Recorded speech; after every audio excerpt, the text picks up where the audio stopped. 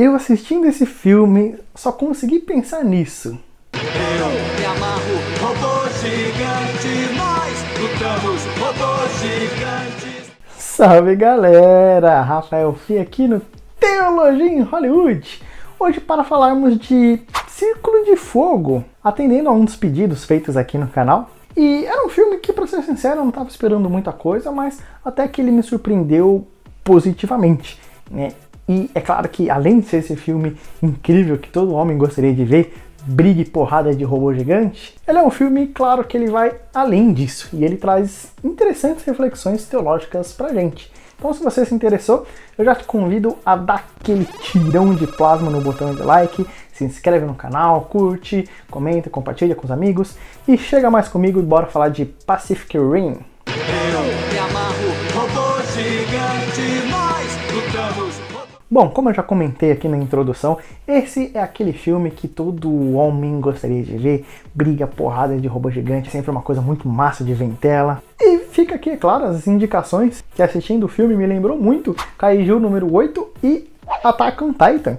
Dois animes aí bem famosos e que são bem parecidos. Não é à toa que o nome Yeager é bem familiar para quem conhece o Attack on Titan. E até as figuras de muitos kaijus também lembram os do Kaiju número 8. Então fica aqui minhas indicações se você gosta desse tipo de filme. Mas eu vou dividir então esse vídeo em dois blocos, as partes positivas e as partes negativas. E ali mais pro final eu falo então do que a gente pode tirar à luz das escrituras desse filme. Dos seus pontos positivos, o que eu posso falar? É basicamente dos seus efeitos, que é uma coisa muito bem feita, muito bem trabalhada. É até mais incrível quando você vê o por trás das câmeras, de como tudo foi realizado, de como tudo foi feito, de como tudo aquilo foi pensado e idealizado. E é tudo muito bacana. Quando eu vi esse por trás das câmeras, bem por cima ainda por sinal, o filme ele cresceu muito pra mim. É um filme que tem efeitos bons, é um filme que tem lutas, batalhas incríveis, muito bem feitas, muito bem realizadas, todos os movimentos eles são bem reais, todas as lutas, os movimentos, os socos, você sente tudo aquilo, você consegue perceber o peso de tudo aquilo. Até ali dos robôs andando pela cidade, destruindo o solo com as suas pisadas e etc. Tudo é muito bem feito, bem detalhado e que filme bacana visualmente falando. É claro que o filme ele tem um world building, né? Ou seja, ele tem essa construção de mundo muito bem interessante de quando a gente vai ver os detalhes daquele filme, como os monstros surgiram, como tudo surge, não só ali das organizações que lutam contra esses kaijus, dos robôs gigantes, mas também do mercado negro e também dos cientistas que estão ali por trás, de todas as equipes trabalhando, de todo o funcionamento do governo, de como o mundo está lidando contra aqueles kaijus. É tudo bem interessante de você assistir e acompanhar. E uma das coisas que assistindo o filme eu gostei bastante é justamente dessa competição saudável, se é que a gente pode dizer assim, em que a gente vê quando eles conseguiram bolar com um plano de enfrentar esses kaijus gigantes, que foi ali com o surgimento dos Max para enfrentar os kaijus, houve então o surgimento das estrelas, né, o que eles chamam dos Rockstars, que são essas figuras, essas equipes que trabalham muito bem e acabam se destacando por eliminar um número de kaijus bem elevado. E há uma certa de uma rincha entre eles, no sentido de, eu eliminei X kaijus, eu eliminei 5, eu eliminei 6, eu eliminei 8, 10... E é um negócio bem bacana, assim, que você vê que realmente eliminar um kaiju e sair vivo é um evento. E quanto mais vezes você enfrenta esses kaijus e sai vivo, maior a sua reputação ali, por assim dizer. Então essa competição é bem legal, bem interessante a gente ver. Inclusive, mais pra frente durante o filme, a gente vai ver que o programa dos Max é cancelado, porque, óbvio, tudo aquilo envolve muito investimento financeiro e chegou no momento em que os kaijus estavam evoluindo tanto que os Max parece que não estavam mais dando conta desses kaijus. E aí então os governos ali que estavam investindo nessas produções, eles falam, não vamos investir mais, vamos inventar muro e etc. Olha o Shingeki no Kyojin aqui de novo. E uma das figuras principais que aparece ali no enfrentamento desses kaijus, ele fala, né, numa reportagem, olha, eles só cancelaram o projeto dos Jaegers porque os outros pilotos, eles são fracos, eles não são competentes, né, falta mão de obra competente para enfrentar esses kaijus, e por isso que a humanidade perdeu a fé nos Jaegers e estão querendo investir em outras oportunidades. E é interessante essa fala, é uma competitividade que, de novo, e uma arrogância, por assim dizer, que são bem legais e funcionam dentro daquele universo. E é claro que a gente vê, ainda até dentro dessa questão de construção de mundo, a evolução tanto dos Max como também dos Kaijus. Os Kaijus a gente vai descobrir que eles são divididos por categorias ali, e mais pra frente no filme a gente vai descobrir que essas categorias que estão vindo e que já estão dando um baita trabalho, na verdade eles são só alguns testes ali de toda uma população de Kaijus que está ali por trás, só preparando para o momento que realmente vir com o exército e atacar de verdade. Mas ainda assim a gente vê essa evolução dos Kaijus, de inteligência, de coordenação de ataques, de estratégias e tudo mais, mas a gente também vê a evolução dos Jaegers.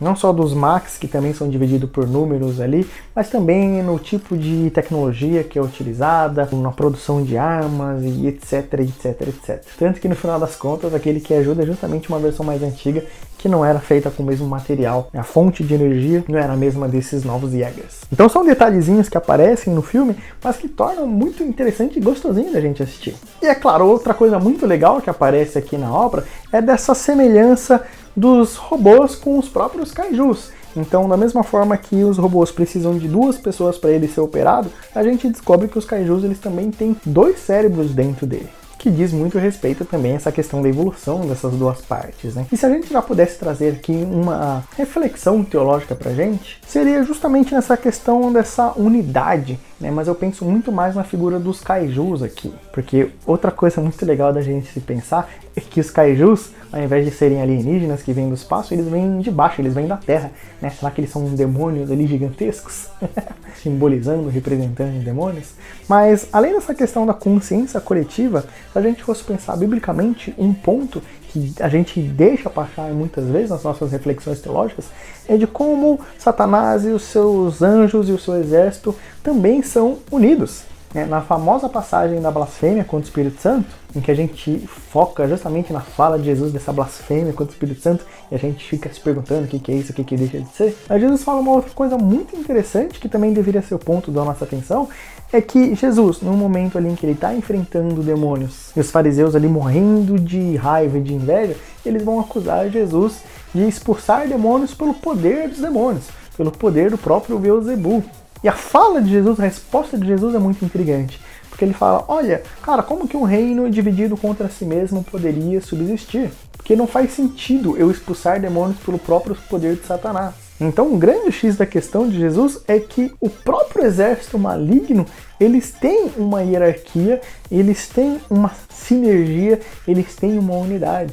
A gente costuma pensar no diabo e em demônios como tudo aquilo que é o contrário de coisas boas, né? Isso, obviamente, é verdade, mas isso não quer dizer que eles não façam uso de coisas boas, como, por exemplo, a unidade, que é uma coisa boa. É uma coisa boa apresentada na Bíblia, apresentada por Jesus, e que os demônios também têm essa unidade, e o que deveria deixar a gente com muito temor e tremor, porque os demônios, eles não são uma espécie de anarquia, eles não são desorganizados, não é cada um por si só tacando terror por aí e pronto. Não, muito pelo contrário. Há uma mente coletiva, vamos assim dizer, por trás. Há também uma estratégia diabólica dividida entre os demônios. Há também uma unidade entre eles, um agrupamento e uma coletividade entre eles. O que, mais uma vez, deveria nos deixar minimamente temerosos. Mas agora só posso trazer alguns pontos negativos.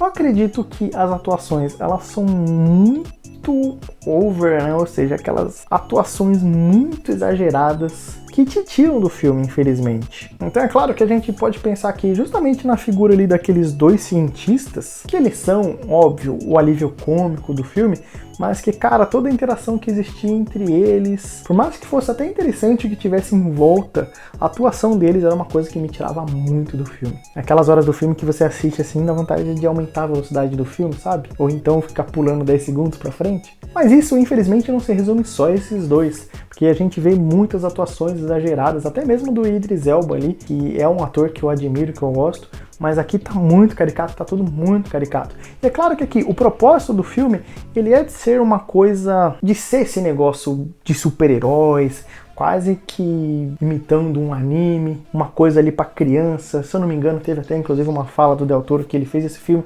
como se fosse pra versão dele de 11 anos ou alguma coisa parecida. Então é claro que o nosso lado de assistir e aproveitar tudo aquilo, de ver todas aquelas brigas e tudo mais, é muito interessante. Mas ainda assim, as atuações, mesmo que com alguns atores bons ali, pra mim, elas deixam todas a desejar, sem exceção. O que acaba afetando também num outro ponto negativo, pra mim, que era a parte dramática. Cara, a história do filme é boa, o enredo é bom, mas a parte dramática pecou muito. Não teve uma morte que eu senti, não teve um momento que me deixou agoniado, nem nada do gênero. Então ali no começo, por exemplo, é que a gente vai ver essa interação entre os dois irmãos. A interação, a química entre eles é muito boa, de tal forma que seria interessante a gente ver mais em tela, porque aí a gente poderia criar mais empatia pelos personagens. Mas a gente vê esses dois irmãos que tinham uma química boa, mas que rapidamente um deles morre e que acabou. É isso, e pronto. E eu não consegui sentir nada. Aí no decorrer do filme também, todo aquele drama com ele, né, que, óbvio, quando você para pra pensar racionalmente, pô, deve ser uma coisa difícil você perder o seu irmão, não só perder o seu irmão na sua frente, mas você tá conectado ali mentalmente com ele. Então você pensa que é alguém que de certa forma experimentou a morte, e que aquilo deve ter sido muito difícil pra ele. Então, racionalmente falando, é uma coisa pesada, mas no filme, o filme não me deu tempo de sentir isso junto com o personagem. Da mesma forma, aquela outra personagem japonesinha lá, também tem todo um draminha ali que, poxa, não convence, não vai de jeito nenhum. A gente vê que o personagem do Idris Elba, ele tem uma ligação, uma espécie de pai pra ela, mas uma relação que também não convence em momento nenhum. Inclusive no final do filme é engraçado, porque parece que ela tava chorando, ele ficando desesperado pra morte de um cara que ela mal conhece. E a morte do pai dela, a gente nem vê ela esboçando reação direito. Inclusive, né, se tem uma atuação que eu devo aqui elogiar, é a do pai do outro menino, que aí sim você vê o peso ali no final do filme, quando eles conseguem vencer aquela missão, concluir aquela missão, você vê o peso de alguém que, pô, tá feliz que a missão foi concluída, mas que é alguém que não consegue experimentar 100% aquela vitória, porque foi ao custo da vida do filho dele. Então olha como foi difícil aquilo.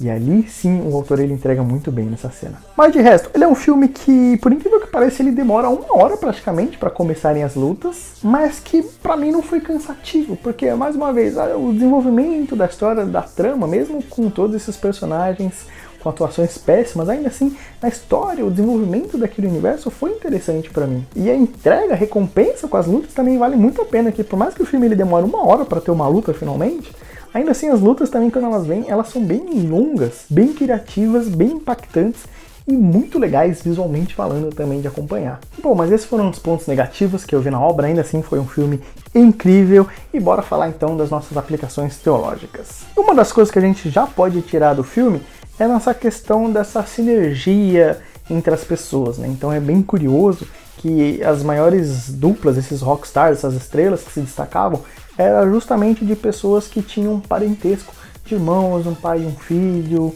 ou coisa parecida. A gente vê até um robô que era um trigêmeos ali, que é muito legal o conceito, né? Um robô de 3 braços e tudo mais.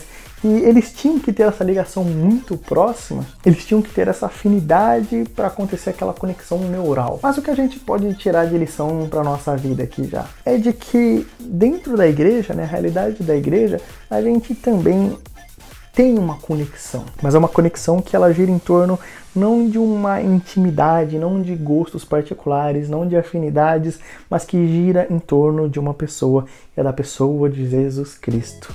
A igreja, ela é a única organização no mundo que ela une pessoas totalmente diferentes, não só de características físicas, mas também de propósitos, de sonhos, de classes sociais, de objetivos, de hobbies diferentes, pessoas totalmente opostas, muito diferentes, mas que uma vez mais elas estão unidas em torno de um único propósito, que é não só o louvor, mas também viver e proclamar a mensagem desse evangelho, a mensagem de Jesus Cristo.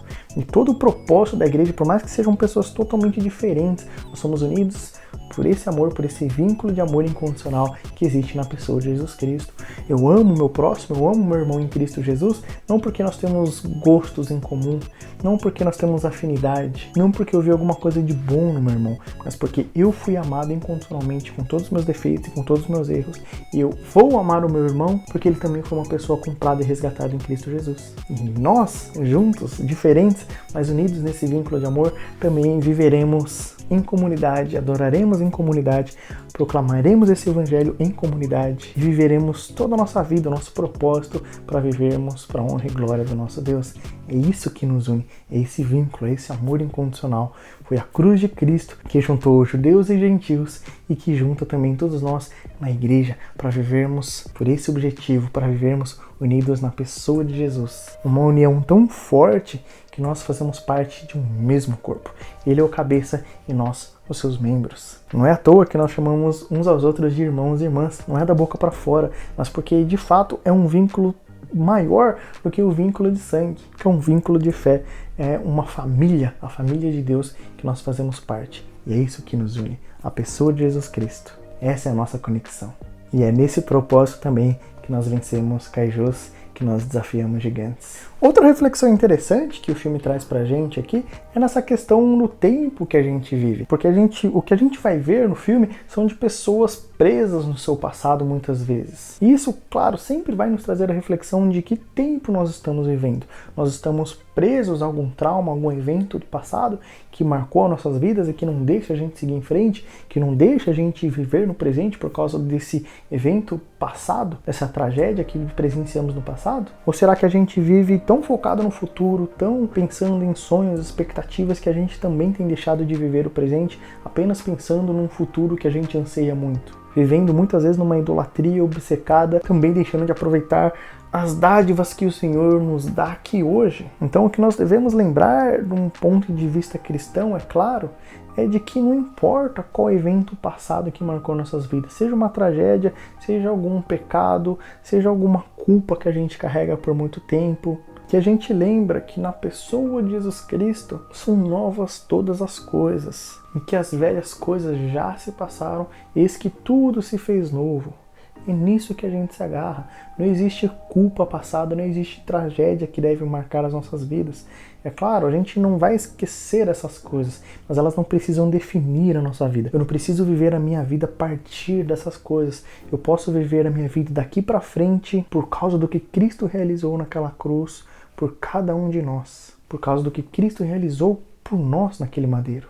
Então eu posso viver a partir do sacrifício de Jesus. O sacrifício dele, a obra que ele realizou, é que define a minha vida. É que seja a minha marca que eu carrego daqui para frente. E seja o que paute todas as minhas decisões, todas as minhas escolhas. Eu vivo uma vida não definida pelo meu trauma passado, mas por causa da obra de Jesus Cristo. Porque é por meio da sua morte que todas as nossas dores são tratadas, são curadas. Porque é por meio das suas pisaduras que todas as nossas enfermidades foram curadas. Então eu vivo no aqui e agora, aproveitando o que Deus deu para mim hoje. Basta cada dia o seu próprio mal. Porque a graça que o Senhor me deu hoje é suficiente para eu viver o hoje, o aqui e o agora. É claro que pode existir planos para o futuro, existe uma expectativa para o amanhã, mas que seja uma expectativa saudável, que não seja uma coisa que me escravize e que eu viva escravo de um tempo que nem existe mais, seja ele passado ou futuro, mas que eu viva no aqui e agora para a honra e glória do meu Senhor. E por fim, outro ponto bem interessante que o filme traz, que é uma fala que a gente vê bem no início do filme, mas que também é um dos temas recorrentes do filme, é dessa questão da arrogância. E uma fala que é dita bem no comecinho, que é bem interessante, ele diz que no surgimento dos Jaegers, ali, quando eles conseguiram finalmente se opor aos primeiros kaijus, ele disse: nós nos acostumamos a vencer.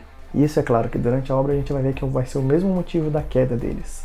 Mas o que é legal da gente notar aqui?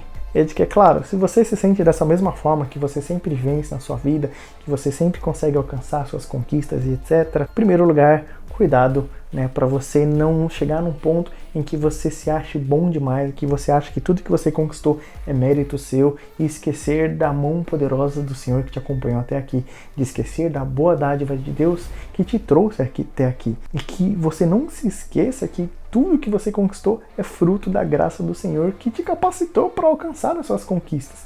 Então nada do que nós temos é meramente fruto dos nossos esforços. Embora, claro, eles fazem parte do processo, mas a gente só chega onde a gente chega se o Senhor nos permitir chegar até lá. Então seja grato a Deus por tudo aquilo que você conquistou na sua vida. Mas talvez você esteja do outro lado da moeda. Talvez você sinta que muito pelo contrário. Eu não estou acostumado a vencer. Eu estou acostumado só a perder. A minha vida ela é marcada por uma sequência de derrotas. Eu só me dou mal o tempo todo. Eu não sei, na verdade, nem o que é uma vitória.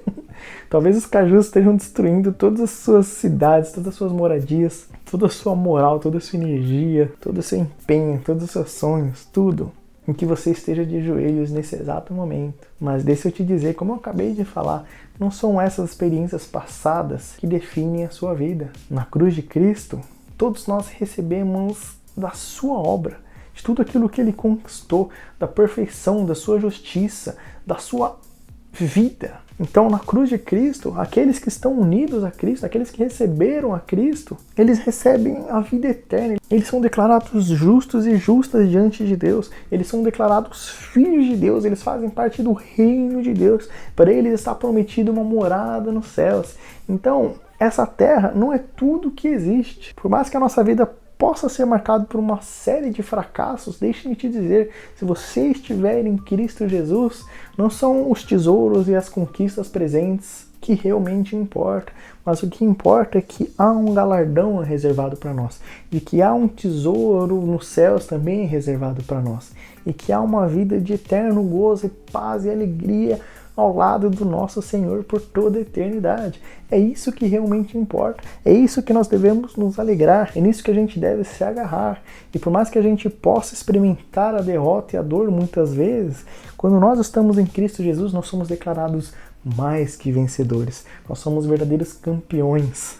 Unidos a Cristo, unidos na sua obra, unidos em tudo aquilo que ele realizou, de tal forma que não existe caju, não existe inimigo que possa se opor a nós, porque ninguém há de nos separar do amor de Deus. Na cruz de Cristo todos os inimigos foram derrotados e humilhados e expostos à vergonha.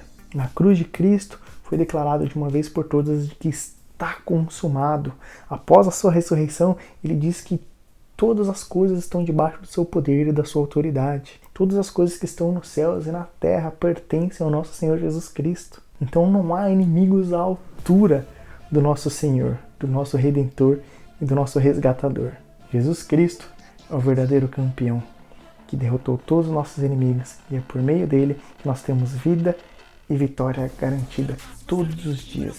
Mesmo que a gente enfrente a dor e passe pela dor constantemente, mesmo em meio à dor, a gente pode declarar que nós somos mais que vencedores na pessoa de Jesus Cristo. Amém? Então olha só que interessante. Um filme que eu poderia facilmente falar pra você assim, só desligar seu cérebro e assistir. Que tem gente que gosta desses filmes e tudo bem, mas muitas vezes, mesmo esses filmes que supostamente você só desliga o cérebro e se diverte, eles podem trazer reflexões interessantes pra gente, como é o caso do Círculo de Fogo aqui, que tem algumas coisas na sua mensagem que são bem interessantes da gente pensar biblicamente. Isso que eu trouxe só algumas, mas a gente poderia falar de muito mais aqui. E claro que se você também assistiu o filme e tiver mais reflexões teológicas, já deixa aqui nos comentários e bora continuar trocando essa ideia. E aqui, lembrando mais uma vez que eu só trouxe esse vídeo aqui pro canal, é claro, porque eu fiz uma enquete. Na verdade, eu já tinha alguns vídeos prontos e eu perguntei qual dos vídeos que vocês queriam aqui no canal primeiro e tudo mais. Só que, poxa gente, ninguém respondeu. Eu sei que o canal é pequeno, mas ninguém respondeu. Aí uma pessoa respondeu e disse que queria Círculo de Fogo. E é claro que, embora eu trouxe os outros vídeos que já estavam prontos, eu não pude deixar de assistir o filme correndo e já trazer aqui o quanto antes também por causa desse pedido. Mas nossa, cara, eu achei que assim, eu na internet, eu vejo uma enquete e já quero votar, pode ser de qualquer coisa, né? Eu achei que seria assim com todo mundo, mas ninguém votou, infelizmente. Mas enfim, chega de choro, deixa sua opinião aqui, o que você acha? Já assistiu o Pacific Rim? Qual robô gigante você prefere mais? O filme dos Transformers ou aqui do Círculo de Fogo? Já deixa aqui nos comentários também e bora continuar trocando essa ideia, fechou? Então é isso, galera, vou ficando por aqui, fiquem com Deus, um abraço e eu espero te ver logo por aqui. Tchau!